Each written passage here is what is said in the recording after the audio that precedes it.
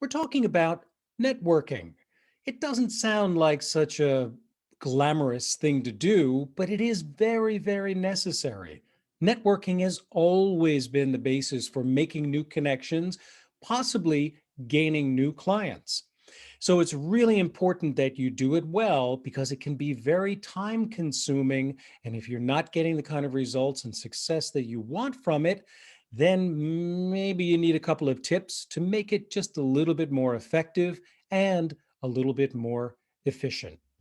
So, we're going to be talking about what you do, how to make that connection, often online, because so much of what we do these days is online. But then we're also going to talk about once you've made that connection, what are the things that you want to say? What are the things you want to talk about so that you can further build that relationship? Number one, determining whether you have something in common that could be a benefit by maintaining that relationship. And then how to make sure you get it started off on the right foot so that people don't shut off from you or shut down when really they probably should be connecting. So, we're going to talk about some best practices and we're going to talk about some real language use that I have found works. The first thing that I want to talk about is networking online. How do you find a connection? How are you able to be authentic, making sure that you keep it brief? And please, please, please don't sell while you're doing this. So, whenever you're connecting, don't just blindly reach out to people. My rule of thumb is offer to connect, send out an invitation if you know how to answer this question. How do we know each other? I get it often. Sometimes it's a reminder that we have a mutual connection on some social media platform. Usually, that platform for business is LinkedIn. So, you want to be able to answer that question. Just saying, I don't know. I thought maybe we should connect isn't always the best way. Though I'm not advising you don't use that. You literally can, as a last resort, simply say, I came across your profile and I think we should connect. There ought to be something in that person's profile that did inspire you to want to connect. It could be that you see them as a potential client. You don't have to say that at that point, at that juncture in the connection, but that could be the case. It could be that you went to a mutual place of education. Perhaps you worked in parallel industries, something that you're able to generate a bit of that conversation. Make sure that when you're sending an invitation, you send a short message with it. That always gets so much more of a response. But do keep that message very brief. So you want to be really authentic and make sure that you're not selling right away. And especially make sure you don't sell if they do accept your invitation. You have to develop a relationship before you can even begin to understand what the other person's needs might be that you might be able to help with, a solution that you might be able to offer. There are a lot of unknowns here.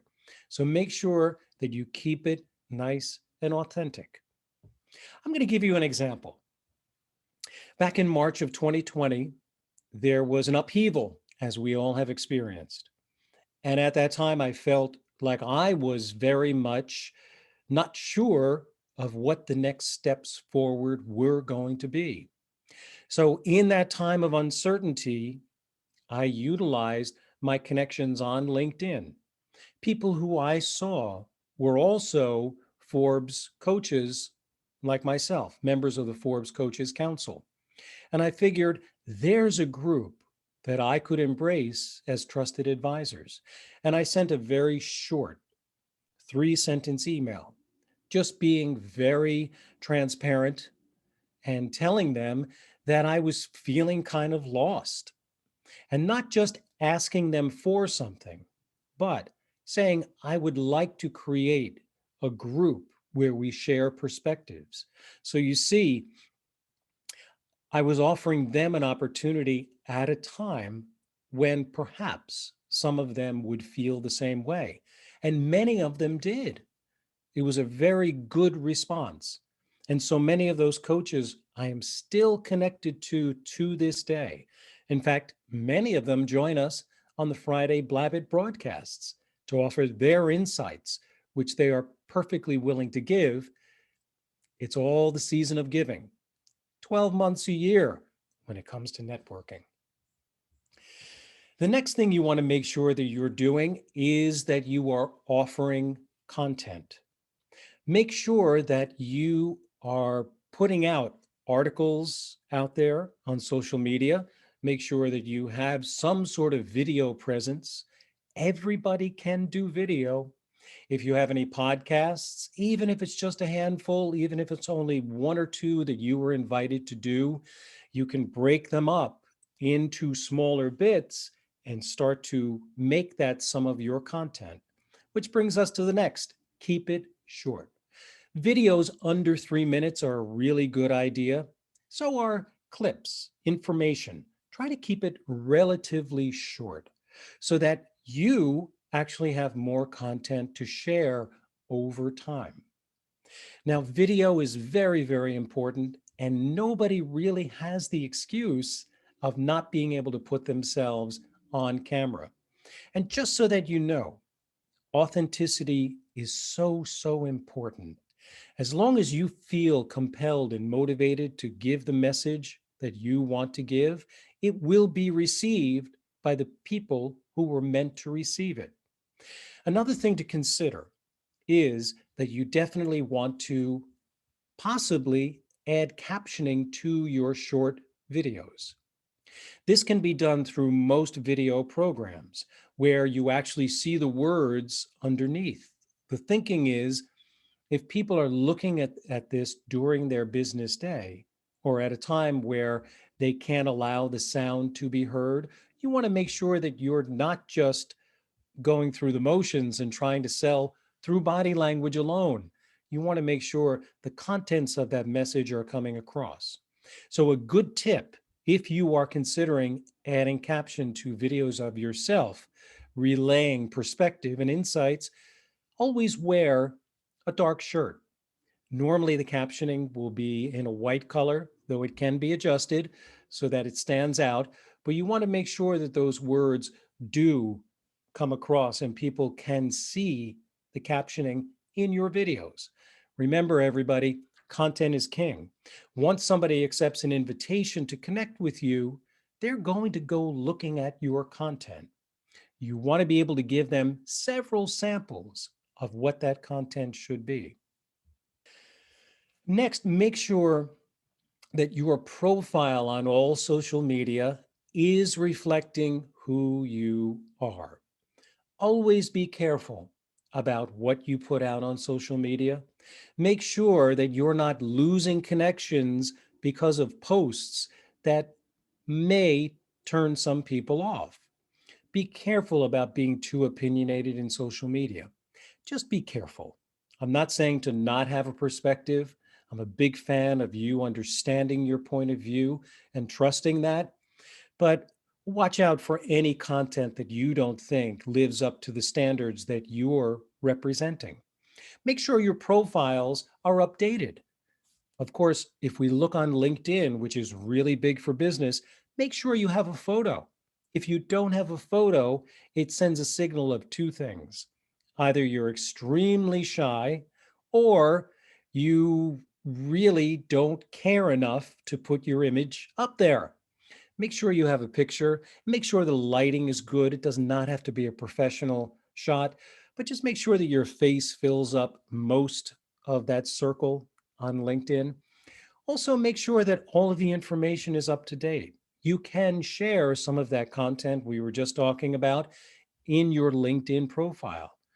Don't hesitate to put that into the various experiences that you've had. Correlate it with what would be relevant content with a relevant experience. People like to see lots of that. Also, don't be shy in asking for skills endorsements or even written recommendations. People do check those too so that they feel good about connecting with you. Another good rule of thumb when you are working on your networking online presence is to share other people's content. If you like something, make sure that you share it and always make sure that you tag the person whose content it is. I get a lot of people who then ask to connect after I have seen an article that I thought was really insightful. I don't know them, but I tag them. It's a wonderful way to connect with people whose perspectives you respect. You just never know what might come out of those connections. The other thing is comment often. I know that it's so simple to simply go through social media and like things, especially on LinkedIn. You want to comment. You want to give a little bit of your perspective. You don't have to give a dissertation, but a sentence or two or three, just giving your praise or perhaps a slight adjustment to the perspective you've just seen. It's okay to have an opinion, like I said, but commenting is really great. And when you comment, again, tag the person to make sure that they see it. So when you make a comment, it's usually good at the end to say, thanks for sharing at, and whoever the person's name is. So those are just a couple of good tips when you're networking online. Now, once you've connected with those people, then we come to the networking face to face. How do you take it from there? Well, ideally, you want to find out more about this person. So if it looks like it would be a fruitful connection, you do want to have a face to face. The important thing to keep in mind here when you do have a face to face meeting is the balance, the difference between what you're known as and what you're known for. What you're known as is your job title, the responsibilities that go along with that title. That's what you're known as. What you're known for is a much more interesting topic to talk about. It's also a more interesting topic to consider and prepare as you're getting ready for networking. In other words, when I say what you're known for, what do people count on you to do? What does your team count on you to do? What are those qualities? It's important to know those things about yourself because those words, those descriptors you'll see are keys to getting into more elaborate stories that you will want to share. You also want to show a willingness to reveal something about yourself. So a good opening phrase, if you're never going to be asked necessarily to share a particular story. It's a rare connection that will do that. So normally you have to get the ball rolling with, have you ever? And then you know this will lead to one of the stories that you can tell about your life experience. Also, always embody a healthy curiosity. Because of everything that we're collectively going through in 2020, a good question, and probably from now and beyond, what is the biggest disruption to your day? It's an interesting question because it allows a person to really think and to really reveal something about themselves. If they hesitate at first, you can jump in and tell what your biggest disruption is, and then ask, have you ever experienced something like that? You can see we're combining language here. If at a point you believe that this is a good fit, somewhere in the connection chain of events, it may not be the first time, it may be the second or the third, but you're unsure about asking. Don't be afraid to hear the words no. So I always tell everyone, be prepared to say this probably doesn't sound like a good fit, but, and put it out there. You never know. You just never know. And it's a nice, easy way of giving people an idea of what it is you do and what it is that you provide. So, those are just a couple of the face to face utilizations of language that I want everyone to definitely be aware of. Now, we talked about stories, and we have talked about stories in the chapter where we talked about storytelling. And I said a good discipline is to discover three important stories from your life experience. Those are the mentor story, the overcoming challenges story, and the leadership story. And they're all really good stories to have in your back pocket. I'm not saying that you're responsible or obligated to tell all of these stories in a first meeting with someone, but if you can get one of these stories in, that's really a good agenda to have, to look for, to try, to attempt in a connection because of the depth of a story and because of the listening boxes that those stories do check.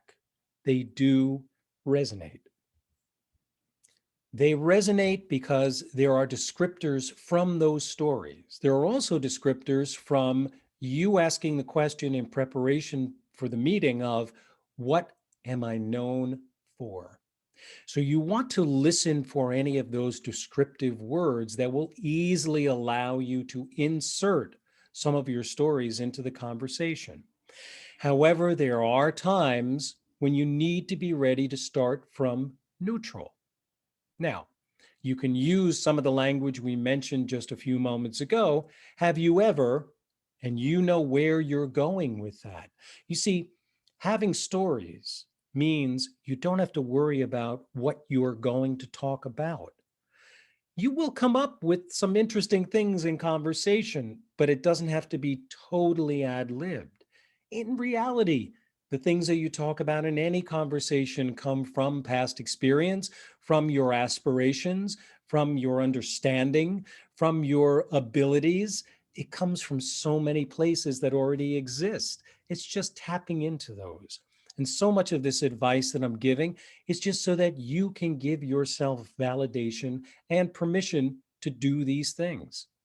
The other thing is, don't be afraid to offer the opposite. If somebody does tell a story or talks about an experience, don't be afraid to say, I experienced something totally different. Because what you're doing is you're sharing perspective.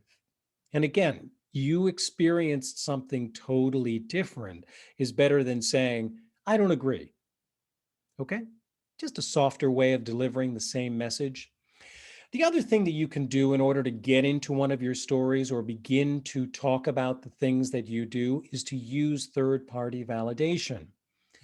In other words, using a phrase like, some of the people I've worked with like this. It's a good way to give people that buffer zone to be able to decide for themselves whether you and they are a good fit. So you can see some of these things, many of these things can be prepared for. Networking events often feel like just taking a cold shower. You're going in and you have no idea what's going to happen next. But in reality, you do. Very often, these networking opportunities, these face to face meetings, these group online networking opportunities follow very, very similar patterns. Make sure that you know what you are known for. You want to be memorable. Make sure your online presence says the same thing. Make sure your language says the same thing. Make sure that you're willing to share the stories so that you can determine if you're a good fit and they can determine the same thing.